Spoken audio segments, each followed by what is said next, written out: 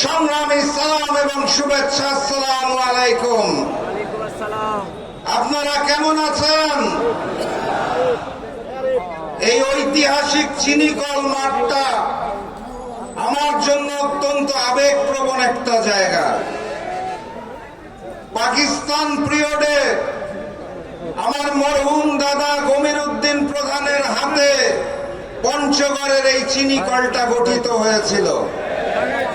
সেই পঞ্চগড় চিনিকলের মাঠে দাঁড়িয়ে কথা বলা আমার জন্য আবেগের বিষয়।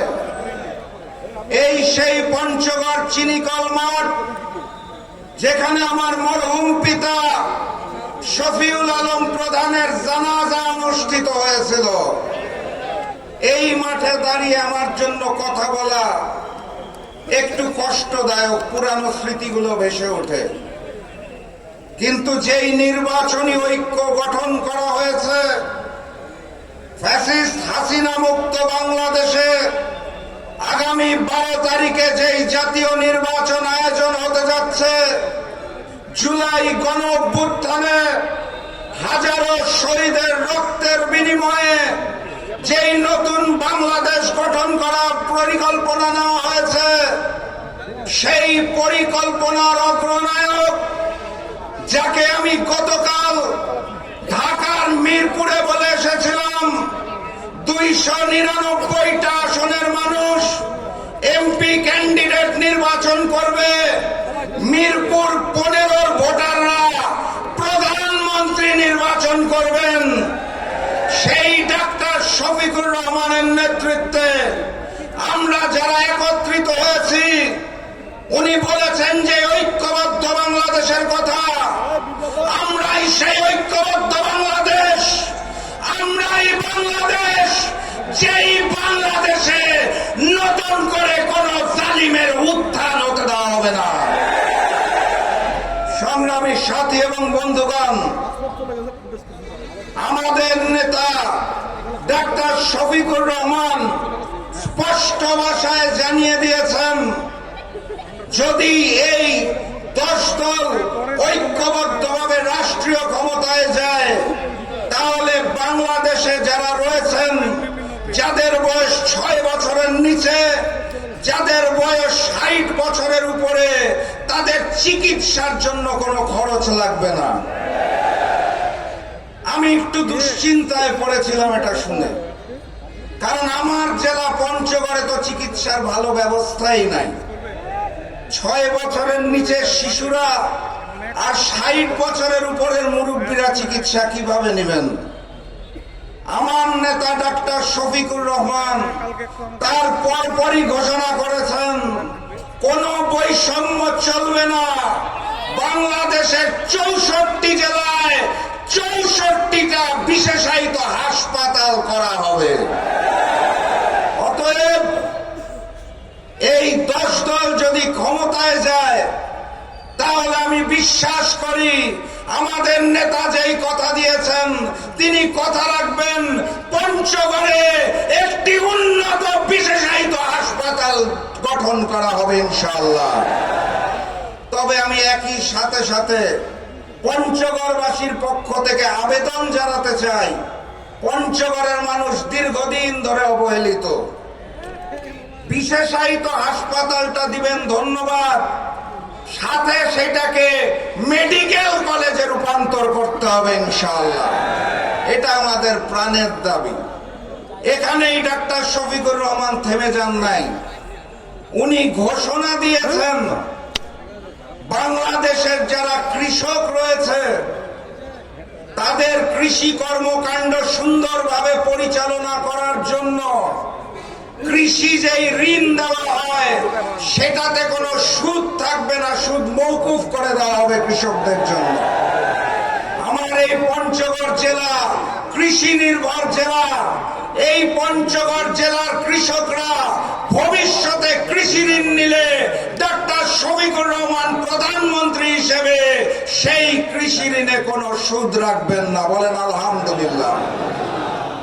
এইখানেই উনি থেমে যান নাই। উনি এরপরে ঘোষণা দিয়েছে, ফ্যাসিস্ট আমলে যেই সকল কলকারখানা বন্ধ করে দেওয়া হয়েছে, উনি দায়িত্ব পেলে সেই সকল বন্ধ কলকারখানাকে খুলে দেওয়া হবে।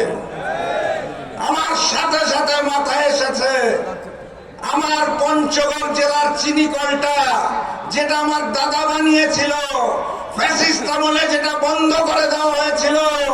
ডাক্তার শফিকুর রহমান প্রধানমন্ত্রী হলে 10 দল ক্ষমতায় গেলে আমাদের প্রাণের চিনি কল আবার নতুন করে জেগে উঠবে। আমরা সেই দিনের অপেক্ষায় আছি। আমরা ফেব্রুয়ারি মাসের 12 তারিখের অপেক্ষায় আছি, যেদিন পঞ্চগড়ের জনগণ সকালবেলা ঘর থেকে বেরোবে, গণভোটে হাকে জয়যুক্ত করবে, পঞ্চগড় একে শাপলা গলিকে জয়যুক্ত করবে, পঞ্চগড় 2 দাঁড়িপাল্লাকে জয়যুক্ত করবে ইনশাআল্লাহ।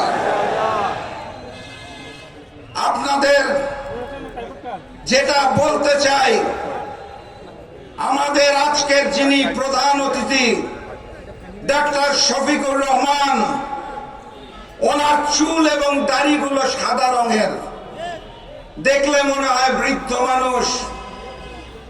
আমি বিভাগীয় সমাবেশে যখন সারা বাংলাদেশে ঘুরেছি, আমি দেখেছি ডাক্তার শফিকুর রহমান আমাদের চেয়েও তরুণ, আমাদের চেয়েও যুবক। এরকম একটা নেতৃত্ব আমরা চেয়েছিলাম, যারা আগামীর বাংলাদেশ গড়ার জন্য জেগে উঠবে, বাংলাদেশের মানুষকে একত্রিত করবে, ঐক্যবদ্ধ করবে, ইসলামের বাংলাদেশ গড়ে তুলবে, কুরআনের বাংলাদেশ গড়ে তুলবে, ন্যায় এবং মানবিকতার বাংলাদেশ গড়ে তুলবে। মহান রব্বুল আলামিন আমাদের দোয়া কবুল করেছেন। 54 বছর ধরে নিপীড়িত বাংলাদেশকে পথ দেখানোর জন্য উনি আমাদের জন্য পাঠিয়েছেন ডাক্তার শফিকুর রহমানকে। আমরা কি ডাক্তার শফিকুর রহমানের সাথে আছি? আমরা কি 12 তারিখ আমাদের রায় জানাবো? কথাবার্তা পরিষ্কার। জুলাই যেই হাজারো শহীদের রক্তের বিনিময়ে নতুন বাংলাদেশ পেয়েছি, সেই বাংলাদেশকে যারা হিন্দুস্তানের কাছে আবারও নতুন করে করদ রাজ্য বানাতে চায়, যারা লন্ডন থেকে দেশে আসার আগে ভারতের কাছে দস্তখত করে বাংলাদেশে পা দেয়, তাদের কাছে, সেই নতুন জালিমের কাছে, সেই নতুন স্বৈরাচারের কাছে বাংলাদেশ নিরাপদ নয়। অতএব সর্বপ্রথম ইমানি দায়িত্ব, যারা সংস্কারকে রুখে দিতে চায় তাদের জবাব দিতে হবে, চাঁদাবাজির জবাব দিতে হবে, যারা পাথর দিয়ে মানুষ হত্যা করে তাদের জবাব দিতে হবে। ওই জুলাইয়ের শহীদদের কসম আমরা 12 তারিখ গণভোটে হাকে জয়যুক্ত করব, হাকে জয়যুক্ত করব, হাকে জয়যুক্ত করব ইনশাআল্লাহ। এটা আমাদের প্রথম ইমানি দায়িত্ব। আমাদের দ্বিতীয় ইমানি দায়িত্ব শাপলা কলি এবং দাঁড়িপাল্লাকে জয়যুক্ত করা। যেই ডাক্তার শফিকুর রহমানের কথা বলছিলাম, দেখুন ওনার সুদৃষ্টি দূরদৃষ্টি, উনি নির্বাচনী প্রচারণা, ওনার নিজ আসন ঢাকার মিরপুরের পরেই যখন যাত্রা শুরু করলো, আমাদের এই অবহেলিত পঞ্চগড়ে ওনার প্রথম অনুষ্ঠান। উনি অন্যান্য নেতাদের মতো বাংলাদেশের ধনী অঞ্চল চট্টগ্রাম থেকে শুরু করে নাই, উনি সিলেট থেকে শুরু করে নাই, উনি জানে উত্তর জনপদ অবহেলিত, উনি উত্তর জনপদের বাংলাদেশ 1 আসন দিয়ে ওনার নির্বাচনী প্রচারণা শুরু করেছেন। এটা আমাদের জন্য এক বিশাল পাওয়ার বিষয়, কারণ উনি আমাদের দিকে মুখ তুলে তাকিয়েছেন। মহান রব্বুল আলামিনের রহমত ওনার উপর আছে। আমরা যদি বেঈমানি না করি, তাহলে এই পঞ্চগড়ের ঐতিহাসিক চিনিকল মাঠে দাঁড়িয়ে ওয়াদা করে যাচ্ছি, 12 তারিখের পর বাংলাদেশের নতুন প্রধানমন্ত্রীর নাম ডাক্তার শফিকুর রহমান। সাথী এবং বন্ধুগণ, ওই যে নতুন জালেম যারা সৃষ্টি হয়েছে, তারা নতুন করে কি সব কার্ড জানি দেখায়। কোন কার্ড দিলে বলে কি হবে, কোথায় কোথায় বলে টাকা পয়সা দিয়ে দিবে, কি বলে কৃষিতে কি দিয়ে দিবে, আমি খালি শুনি আর হাসি। ওই অতীতে এক জালেম ছিল, 10 টাকায় নাকি চাল দিত কেজি, মনে আছে আপনাদের? সেই 10 টাকার চাল পেয়েছিলেন? ঘরে ঘরে চাকরি পেয়েছিলেন? মূলা ঝুলানো হয়েছিল। লন্ডন থেকে আগত নতুন পীর সাহেব, যিনি নতুন ইমাম সেজেছেন, উনি নাকি কোন কাজ দিবে আর বাংলাদেশ বেঁচে যাবে। আমি বিনয়ের সাথে জানতে চাই, ওই যে কার্ডখানা দিবেন, ওটার বদলে কত টাকা চাঁদা দাবি করবেন আগে সেইটা বলেন। আপনাদের চাঁদার যন্ত্রণায় দেশের মানুষ জর্জরিত। আপনাদের ওই সকল কার্ডের খেলা বাংলাদেশের মানুষ আর বিশ্বাস করে না। বাংলাদেশের মানুষ জানিয়ে দিয়েছে, ঐক্যবদ্ধ বাংলাদেশের পক্ষে, 10 দলের পক্ষে আগামীতে বুলন্দ আওয়াজ উঠবে। 12 তারিখে আমাদের জয় নিশ্চিত, সুনিশ্চিত ইনশাআল্লাহ। আমার প্রাণপ্রিয় পঞ্চগড়বাসী, এখানে যারা তরুণ সমাজ আছেন, যারা যুব সমাজ আছেন, তাদেরকে আমি একটা দায়িত্ব দিয়ে যেতে চাই। সেটা হচ্ছে, পুরাতন জালেমের মতো নতুন জালেম আগে ভোটের আগের রাত থেকে যাতে ভোটের বাক্স নিয়ে টানাটানি করতে না পারে, দখল করতে না পারে, এর জন্য প্রস্তুত থাকতে হবে। প্রত্যেকটা ভোট কেন্দ্র আগের রাত থেকে পাহারা দিতে হবে। ফলাফল ঘোষণার আগ পর্যন্ত ইমানি দায়িত্বের সাথে প্রত্যেকটা ভোট কেন্দ্র পাহারা দিয়ে রাখতে হবে। আমরা পঞ্চগড়ের মুরব্বীদের কষ্ট দিতে চাই না। তারা আসবে, ভোট প্রদান করবে, বাড়িতে চলে যাবে। কিন্তু তরুণ সমাজ এবং যুবক সমাজ যারা আছে, আগের রাত থেকে ফল ঘোষণার আগ পর্যন্ত প্রত্যেক ভোট কেন্দ্রে পাহারা চাই। যতক্ষণ ঘোষণা আসবে না সার্জি সালাম জয়যুক্ত হয়েছে, যতক্ষণ ঘোষণা আসবে না সুফি ভাই জয়যুক্ত হয়েছে, তার আগ পর্যন্ত ভোট কেন্দ্র ছাড়া যাবে না। চারপাশ থেকে ষড়যন্ত্র চলছে। ঢাকার নির্বাচন কমিশন, যেখান থেকে সারা বাংলাদেশের ভোট পরিচালনা করা হবে, তার সামনে যে ছাত্রদল গুন্ডাদের মতো পেশি শক্তি ব্যবহার করা শুরু করেছে, তারা আদালতে চাপ প্রয়োগ করা শুরু করেছে, তারা প্রশাসনে চাপ প্রয়োগ করা শুরু করেছে। আমি দুঃখের সাথে লক্ষ্য করেছি, তারা বাংলাদেশে মিডিয়ার উপরেও চাপ প্রয়োগ করা শুরু করেছে, তারা সাংবাদিকদের উপরেও চাপ প্রয়োগ করছে।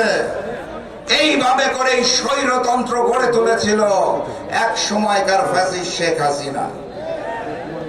বাংলাদেশে টিকতে পারে নাই। আল্লামা সাঈদী সাহেব বলেছিলেন, বেশি লাফালাফি করো না, মামুর বাসা দিল্লি যে পড়বা। সেই ঘটনাই সত্য হয়েছে। সেই ঘটনা থেকে আমি নতুন জালেমদের শিক্ষা নেওয়ার অনুরোধ করব। নতুবা আপনাদের বললাম, দিল্লিও নাই, পিন্ডিও নাই, আপনাদের যে পড়তে হবে ওই বঙ্গোপসাগরে। আর ওই যে নতুন করে যিনি ইমাম হয়েছেন, জাতীয় ইমাম, ভাষণের মধ্যে কথায় কথায় বলেন দিল্লি নয়, পিন্ডি নয়, সবার আগে নাকি বাংলাদেশ।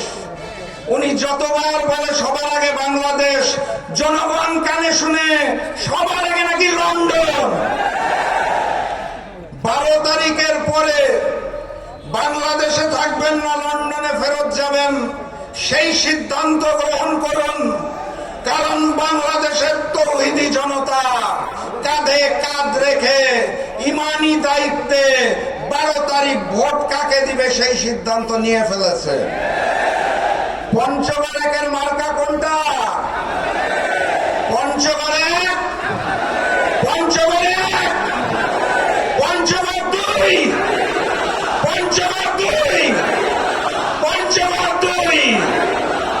সংগ্রামী সাথী এবং বন্ধুগণ, আমি একটা মানুষকে স্মরণ করতে চাই। আজকে এই মঞ্চে আমরা বারবার আমার স্নেহের ছোট ভাই সার্জিসের নাম বলবো, অবশ্যই বলবো। আমরা এই মঞ্চ থেকে বারবার সুফি ভাইয়ের নাম বলবো, অবশ্যই বলবো। কিন্তু আপনারা ভুলে যাবেন না, বিগত দিনের পঞ্চগড়ের আন্দোলন সংগ্রামে একটি মানুষ সর্বদা মাঠে ছিল, পঞ্চগড় জেলা জামাতের আমির আমাদের প্রাণপ্রিয় ইকবাল ভাই। ছিল না? ছিল না?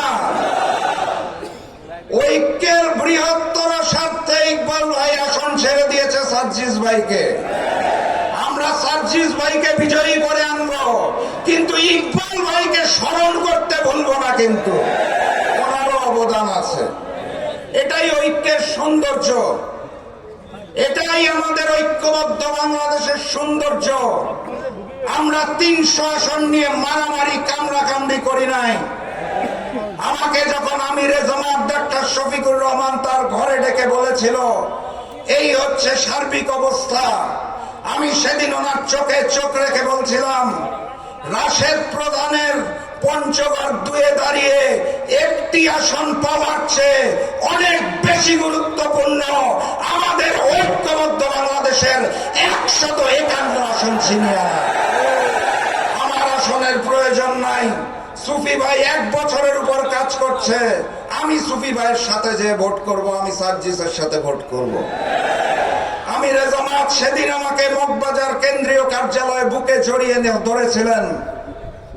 আমি সারা বাংলাদেশের মানুষের ভালোবাসা অর্জন করেছি। একটি এমপি মানুষের থেকে যে ভালোবাসা পায়, তার 100 গুণ ভালোবাসা একটি আসন বিসর্জন দিয়ে আল্লাহর তরফ থেকে আমি পেয়েছি, আলহামদুলিল্লাহ। অতএব যেটা বলছিলাম, ইকবাল ভাইয়ের অবদানকে ভুলে যাওয়া যাবে না। সুফি ভাইয়ের জন্য ঐক্যবদ্ধ হয়ে কাজ করতে হবে, আমাদের ভাই সার্জিসের জন্য ঐক্যবদ্ধ হয়ে কাজ করতে হবে। পঞ্চগড় 1 আসনে দাঁড়িপাল্লা নাই কেন, এটা নিয়ে মন খারাপ করা যাবে না। আর আমি জাস্ট ছোট্ট করে পঞ্চগড়ে জাকপার যারা আছেন আমার দলের, তাদের স্পষ্ট ভাষায় জানিয়ে দিতে চাই, ডাক্তার শফিকুর রহমান যেই ঘোষণা দিয়েছে সেটা আমাদের সকলের ঘোষণা। আমরা সকলে মিলে ঐক্যবদ্ধ বাংলাদেশ, আগামী নির্বাচনে কোন জামাত চিনি না, এনসিপি চিনি না, জাকপা চিনি না, সবাই মিলে ঐক্যবদ্ধ বাংলাদেশ। ঐক্যবদ্ধ বাংলাদেশের যিনি দাঁড়িয়েছেন, যেই প্রতীকে দাঁড়িয়েছেন, সেটাই 12 তারিখ পর্যন্ত আমার দল। আমি পঞ্চগড় 1-এ দাঁড়িয়ে এনসিপির একজন কর্মী, আমি পঞ্চগড় 2-এ প্রবেশ করা মাত্র রাশেদ প্রধান জামাতের একজন সাধারণ কর্মী, কোন নেতা নয়। 12 তারিখ পর্যন্ত পঞ্চগড়ে আমাদের দুটোই নেতা, এক হচ্ছে সার্জিস ভাই, আরেক হচ্ছে সুফি ভাই। কোন দলের ভেদাভেদ নাই, শাপলা কলি এবং দাঁড়িপাল্লার জয় চাই। প্রতীক নির্বাচনের গল্পে গণভোটকে ভুলে যাবেন না তো। গণভোট মানে বুঝেন তো আপনারা? ওই যে যারা সংস্কার চায় না, যারা নতুন করে জালিম হতে চায়, যারা নতুন করে স্বৈরাচার হতে চায়, যারা আওয়ামী লীগের মতো, শেখ হাসিনার মতো ফ্যাসিজম কায়েম করতে চায়, তারা বড় নেতারা মুখে হা বলবে, আসলে কিন্তু তারা ন্যায়ের পক্ষে। আমরা তো সংস্কার চাই নাকি? আমরা তো চাই দেশটা উন্নত হোক, মানবিক হোক, চাই নাকি? তাহলে গণভোটে কাকে ভোট দিতে হবে? গণভোটে হা বলো, গণভোটে হা বলো, গণভোটে হা বলো। শাপলা কলিতে সিল মারো, দাঁড়িপাল্লায় সিল মারো। সংগ্রামী সাথী এবং বন্ধুগণ, বক্তব্য আর দীর্ঘায়িত করতে চাই না। আপনাদের স্পষ্ট ভাষায় শুধু মনে করিয়ে দিতে চাই, পঞ্চগড়ের জমিনে গবির উদ্দিন প্রধান, শফিউল আলম প্রধান যেভাবে দায়িত্ব নিয়ে কাজ করেছিল, আপনাদের সুখে দুঃখে বিপদে আপদে রাশেদ প্রধান আপনাদের সাথে থাকবে, কথা দিয়ে যাচ্ছি, ওয়াদা করে যাচ্ছি। কিন্তু 12 তারিখের আগে প্রতীক এবং দলের অভিমান বন্ধ করতে হবে। আমাদের মার্কা নির্ধারিত, গণভোটের মার্কা নির্ধারিত। গণভোটে হাকে জয়যুক্ত করে, পঞ্চগড় 1-এ শাপলাকলিকে জয়যুক্ত করে, পঞ্চগড় 2-এ দাঁড়িপাল্লাকে জয়যুক্ত করে আমরা বাংলাদেশ 1 আসন অর্থাৎ পঞ্চগড় 1, বাংলাদেশ 2 আসন পঞ্চগড় 2, এই দুটি আসন ফেব্রুয়ারি মাসের 12 তারিখে আমাদের রহবার ডাক্তার শফিকুর রহমানকে উপহার দিব। ওয়াদা করুন সবাই, দুহাত তুলে ওয়াদা করুন। বাংলাদেশ 1 আসন সার্জিস আলমকে জয়যুক্ত করব, ডাক্তার শফিকুর রহমানকে উপহার হিসাবে আসনটি দিব। পঞ্চগড় 2 আসন সুফি ভাইকে জয়যুক্ত করব এবং বাংলাদেশের 2য় আসন ডাক্তার শফিকুর রহমানকে উপহার হিসেবে দিব। সবাই ওয়াদা করেছেন 151-র মধ্যে 2টা আসন পাস, আর বাকি 149 আসন ইনশাআল্লাহ আমরা সারা বাংলাদেশ ঘুরে জয়যুক্ত করে নিয়ে আসব। সেই কথাই থাকলো, আবারও দেখা হবে, আবারও কথা হবে। মজলুম মানবিকতার পক্ষে, ইসলামের পক্ষে, কোরআনের পক্ষে নতুন বাংলাদেশ আমরা সকলে মিলে গড়ে তুলব, সেই আহ্বান জানিয়ে আপনাদের ওয়াদাটুকু নিয়ে আমি আজকের মতো বিদায় নিচ্ছি। বিজয়ের পথে যাত্রা শুরু, জীবন অথবা মৃত্যু। স্লোগানটা হবে নাকি একবার? ওই যেই স্লোগান শুনে পুরাতন জালিমের বুক কাঁপতো, ওই স্লোগানটা হবে নাকি? যেই স্লোগান শুনে নতুন জালিমের বুক কাঁপে, সেই স্লোগানটা হবে নাকি? তাহলে শুরু করেন, নারায়ে তাকবীর, নারায়ে তাকবীর, নারায়ে তাকবীর। সবাইকে অনেক ধন্যবাদ। আসসালামু আলাইকুম। আলহামদুলিল্লাহ, ধন্যবাদ রাশেদ প্রধান ভাইকে। সংগ্রামী সাথী ও বন্ধুগণ, নারায়ে তাকবীর।